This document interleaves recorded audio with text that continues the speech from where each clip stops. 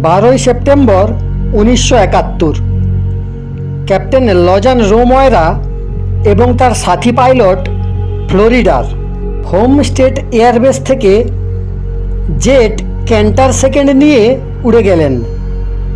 Radar যন্ত্রে সিয়ামির দক্ষিণ পূর্ব দিয়ে ওই জেটকে উড়ে যেতে দেখা গেল। তারপরেই রাডারের পর্দা থেকে সে উধাও হয়ে গেল।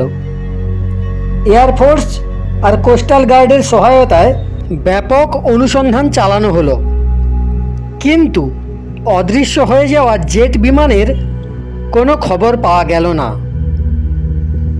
আজকালকার বৈজ্ঞানিকরা এই যে ভূশূন্যতা আর বায়ুশূন্যতাকে অস্বীকার করেন এমন নয়, কিন্তু এই প্রসঙ্গে তাদের বক্তব্য সময় সময় কিছু ইলেকট্রোম্যাগনেটিক বিক্ষোভের কারণে রেডিও এবং ইলেকট্রনিক উপকরণ নিজেদের কাজ বন্ধ করে দেয়, যার ফলস্বরূপ যন্ত্র অথবা মানব শরীর অদৃশ্য হয়ে যায়।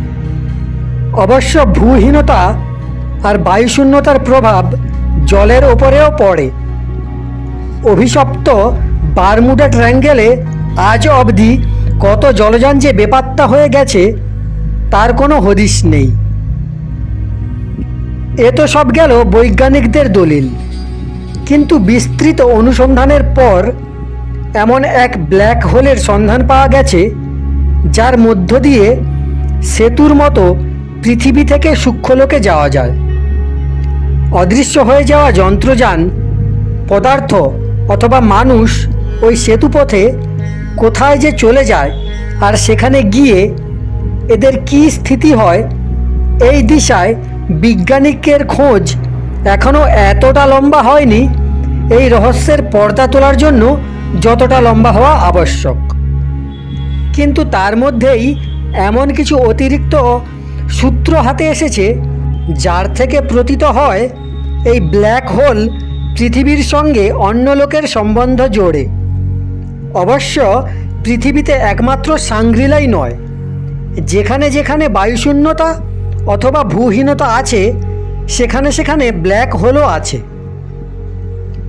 যতদূর পর্যন্ত বারমুডা ট্রায়াঙ্গেলের প্রশ্ন, এই বিষয়ে দীর্ঘ সময় ধরে গভীরভাবে গবেষণারত বিশ্ববিখ্যাত আইভান স্যান্ডারসনের বক্তব্য, বারমুডা ট্রায়াঙ্গেলের মতো আরও 11টা ব্ল্যাক হোল রয়েছে।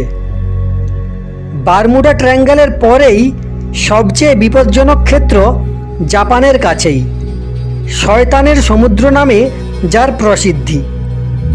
বৈজ্ঞানিকরাই একে বলেন ডেভিলস সি। এরপর ভূমধ্যসাগরের পশ্চিমে তৃতীয় ব্ল্যাক হোল। চতুর্থটি আছে আফগানিস্তানের মৃত্যুক্ষেত্রে। পঞ্চম ব্ল্যাক হোল হল হাওয়াই দ্বীপপুঞ্জের পূর্বে। 6 নম্বর ব্ল্যাক হোল অস্ট্রেলিয়ার দক্ষিণ পশ্চিমে। সপ্তমটিও অস্ট্রেলিয়ার কাছেই তাসকান সমুদ্রে। অষ্টম ব্ল্যাক হোল হল প্রশান্ত মহাসাগরে। নবমটি আর্জেন্টিনার দক্ষিণ পূর্ব সীমাতটে। দশম ব্ল্যাক হোল দক্ষিণ আফ্রিকার দক্ষিণ পূর্ব তটে। একাদশ ও দ্বাদশ ব্ল্যাক হোল যথাক্রমে উত্তর মেরু আর দক্ষিণ মেরুতে। এই প্রত্যেকটা ব্ল্যাক হোলের ক্ষেত্রেই জলশূন্যতা ও বায়ুশূন্যতা দুইই আছে। জলযান আর নভোযান দুইই এই সব ক্ষেত্রে গায়েব হয়ে যায়, কিন্তু গায়েব হয়ে তারা কোথায় যায় তার কোনো সঠিক উত্তর বৈজ্ঞানিকদের কাছে নেই। সাংগ্রিলার ক্ষেত্রে যেটা রয়েছে সেটা হলো ভূশূন্যতা।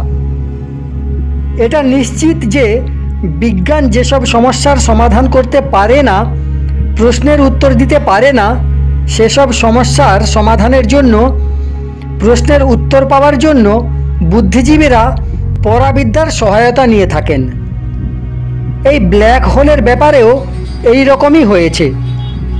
আমেরিকার বিখ্যাত পরামনোবৈজ্ঞানিক রড স্নেহকর বলেছেন, এই ব্ল্যাক হোলের সম্পর্ক অতীন্দ্রিয়ের সঙ্গে রয়েছে।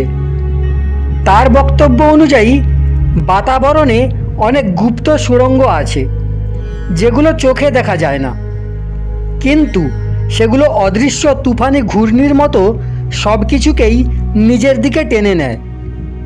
ওই বিজ্ঞানিক মহোদয় তো এই পর্যন্ত বলেছেন যে 1945 সালে এইভাবে অদৃশ্য হয়ে যাওয়া একজন বিমান চালকের সঙ্গে 1964 সালে সম্পর্ক স্থাপন করাও সম্ভব হয়েছিল।